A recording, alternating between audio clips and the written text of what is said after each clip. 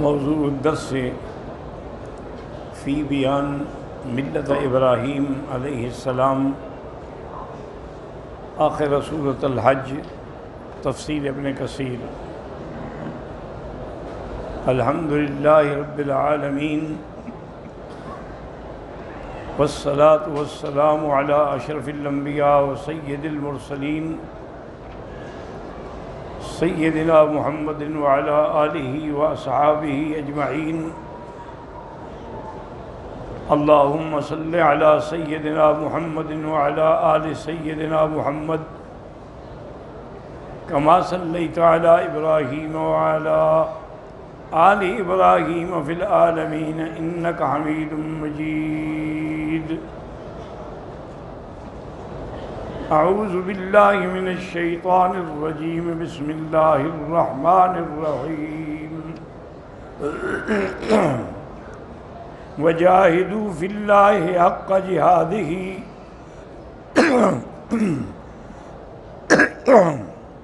هو اجتباکم وما جعل علیکم فی الدین من حرج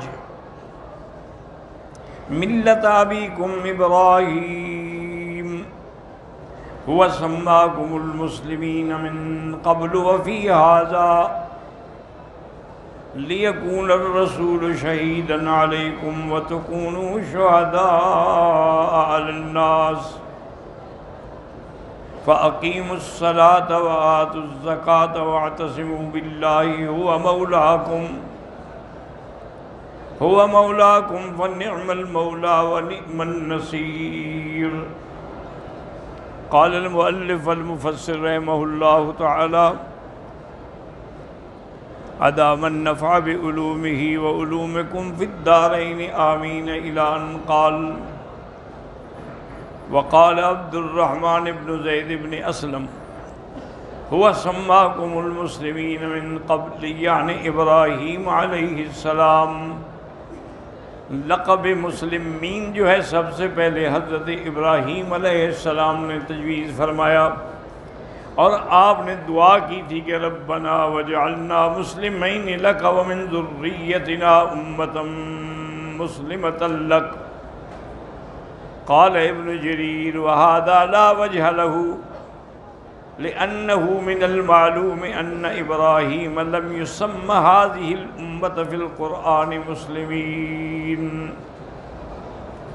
وقد قال الله تعالى هو سماكم المسلمين من قبل وفي هذا۔ اب مفسر رحمۃ اللہ علیہ فرماتے ہیں کہ یہ دلیل نہیں ہے کہ حضرت ابراہیم علیہ السلام نے اس امت کا نام مسلمین رکھا ہو، بلکہ یہ تو اللہ نے رکھا ہے۔ اللہ تعالیٰ نے حضور کی امت کو یہ لقب عطا فرمایا ہے۔ اللہ سماکم المسلمین من قبل فی الکتب المتقدمہ وفی الذکر، یعنی وفی ھذا القرآن۔ اللہ نے امت مسلمہ کو مسلمین پہلی کتابوں میں بھی اور اللہ نے اپنے قرآن میں بھی اس کو یہی لقب دیا ہے۔ وَهَذَا هُوَ الصَّوَابُ، صحیح بات یہی ہے کہ اللہ تبارک و تعالیٰ نے حضور کی امت کو یہ عظمت بخشی۔ لِأَنَّهُ تَعَالَى قَالَ هُوَ اجْتَبَاكُمْ، اللہ نے چن لیا۔ وَمَا جَعَلَ عَلَيْكُمْ فِي الدِّينِ مِنْ حَرَجٍ، اور اللہ نے دین میں تمہارے لیے کوئی تکلیف نہیں رکھی، بلکہ آسان تجویز فرما دیے۔ ثم حثهم واغراهم على ما جاء به الرسول صلوات اللہ وسلامہ علیہ، پھر اللہ پاک نے بندوں کو تنبیہ دی اور ان کو اس بات تیار کیا کہ اللہ کے پیغمبر کی پوری اتباع کریں۔ بِأَنَّهُ مِلَّةِ إِبْرَاهِيمَ الْخَلِيلِ، چونکہ حضور پاک صلی اللہ علیہ وسلم بھی ملت ابراہیم الخلیل پہ ہیں۔ ثم ذكر منته تعالى على هذه الأمة بما نبه به من ذكرها والثناء عليها في سالف الدهر وقديم الزمان في كتب الأنبياء يتلى على الأحبار والرهبان۔ پھر اللہ نے اپنا احسان اس امت پہ یاد فرمایا کہ اللہ تبارک و تعالی نے سابقہ زمانوں میں اور سابقہ کتابوں میں انبیاء علیہم السلام کی کتابوں میں اس امت کا ذکر فرمایا۔ ان کے عالم اور ان کے بزرگ جو تھے وہ پڑھتے تھے وہ کتابیں. فقال هو سماکم المسلمین من قبل، یعنی من قبل هذا القرآن وفی هذا، یہی لقب رکھا گیا قرآن نازل ہونے سے پہلے بھی اور بعد میں بھی. روى النسائی عند تفسیر هذه الآیہ انبأنا هشام بن عمار حدثنا محمد بن شعیب انبأنا معاویۃ بن السلام ان اخاه زید بن السلام اخبره ان ابی سلام انه اخبره قال اخبرني الحارث الاشعری رضی اللہ تعالی عنہ عن رسول اللہ صلی اللہ علیہ وسلم قال من دعا بدعوى الجاہلیہ فإنه من جسا جہنم، جو جاہلیت کے دعوے کو اختیار کرے وہ جہنم کا ایندھن ہوگا. قال رجل یا رسول اللہ وإن صام وصلى قال نعم إن صام وصلى فادعوا بدعوة الله التي سماكم بها المسلمين المؤمنين عباد اللہ. تم کو وہی لقب جو اللہ نے دیا ہے اسی کے ساتھ اپنے آپ کا ذکر کرو. وقد قدمنا هذا الحديث بطوله عند تفسیر قوله تعالی یا ایها الناس اعبدوا ربکم الذی خلقکم والذین من قبلکم لعلکم تتقون. جیسے کہ سورۃ البقرہ میں اللہ نے ارشاد فرمایا کہ اے لوگو اپنے رب کی عبادت کرو جس نے تم کو پیدا کیا، والذین من قبلکم، اور ان کو جو تم سے پہلے تھے، لعلکم تتقون، تاکہ تم پرہیزگار بنو. ولہذا قال یکون الرسول شہیدا علیکم وتکونوا شہداء علی الناس، تاکہ اللہ کے پیغمبر جو ہیں وہ تمہارے لیے تم پر گواہ ہوں گے اور تم لوگوں پر گواہی دو گے. ای انما جعلناکم ہاکذا امۃ وسطا، اللہ نے آپ کو بڑی شان والی امت بنایا، عدل والی خیال، چونکہ گواہ وہی ہوتا ہے جو عادل بھی ہو اچھا بھی ہو. عدولا خیارا مشہودا بعدالتکم عند جمیع الامم، ساری امتوں کے درمیان کھڑے ہو کے صرف حضور کی امت ہے جو گواہی دے گی. لتکونوا یوم القیامت شہداء علی الناس لأن جميع الأمم معترفة يومئذ بسيادتها وفضلها على كل أمة سواها. قیامت والے دن تمام مخلوق جو موجود ہوگی وہ اعتراف کریں گے، حضور کی امت کی شان کو مانیں گے.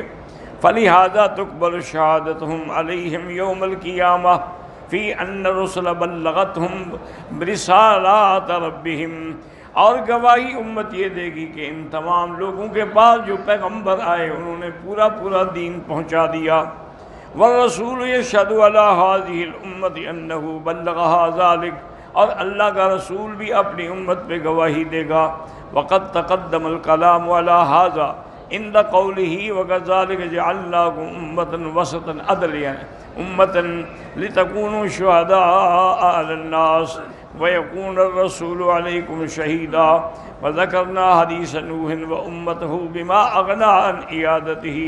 اب مفسر فرماتی ہیں کہ اس آیت پر ہم نے بڑی تفصیل سے ذکر کر دیا ہے، دوبارہ ذکر کرنے کی ضرورت نہیں. فَأَقِيمُوا الصَّلَاةَ وَآتُوا الزَّكَاةَ اے قابلوا هذه النعمت العظیمت بالقیام بشکرها، اللہ نے اتنی بڑی نعمت جو دی ہے تو اس کا شکر ادا کرو. اور وہ کیسے ہوگا؟ فَأَدُّوا حَقَّ اللَّهِ عَلَيْكُمْ، جو اللہ کے حقوق ہیں وہ پورے کے پورے ادا کرو. فیما اداء ما افترض وطاعت ما اوجب وترک ما حرم، اللہ نے جو فرض فرمائے ہیں یا اللہ نے واجب فرمائے ہیں اور جن چیزوں کو اللہ نے حرام کیا ہے ان کو چھوڑو. ومن اہم ذالک اقام الصلاۃ و ایتاء الزکوٰۃ، سب سے اہم عبادتیں جو ہیں نماز ہے، اس کے بعد زکوٰۃ ہے. وَهُوَ الْإِحْسَانُ إِلَىٰ خَلْقِ اللَّهِ، اور یہ اللہ کا احسان ہے غریب مخلوق کے لیے کہ زکوٰۃ کے ذریعے ان کی مدد ہو جاتی ہے. بما اوجب للفقیر علی الغنی، اللہ نے فقیروں کا حق رکھا غنیوں پر، من اخراج جزء نذر، چھوٹا سا حصہ، من مالہ فی السنہ، پورے سال کے بعد زکوٰۃ میں صرف 2.5% دیں گے.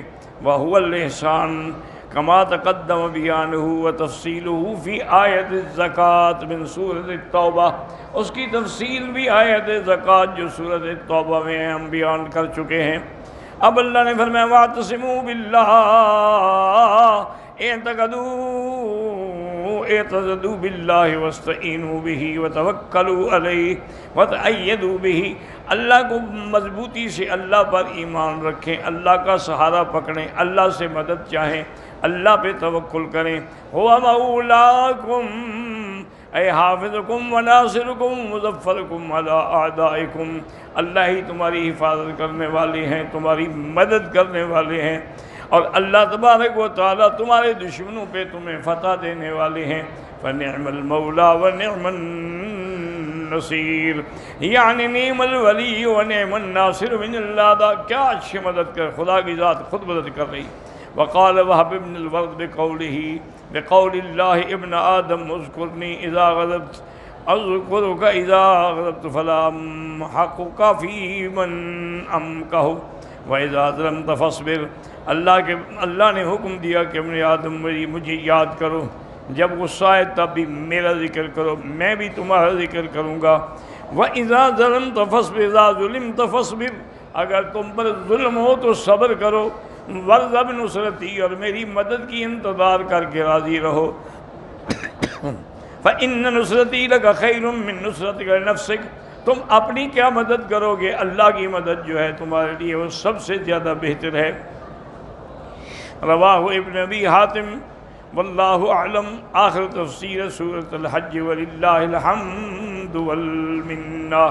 الحمدللہ کہ سورۃ الحج کی تفسیر اللہ نے اپنی رحمت سے ہمیں مکمل کرنے کی توفیق دی، اور اس کے بعد انشاءاللہ پھر سورۃ المومنون جو ہے اس کی تفسیر شروع کریں گے، واللہ اعلم۔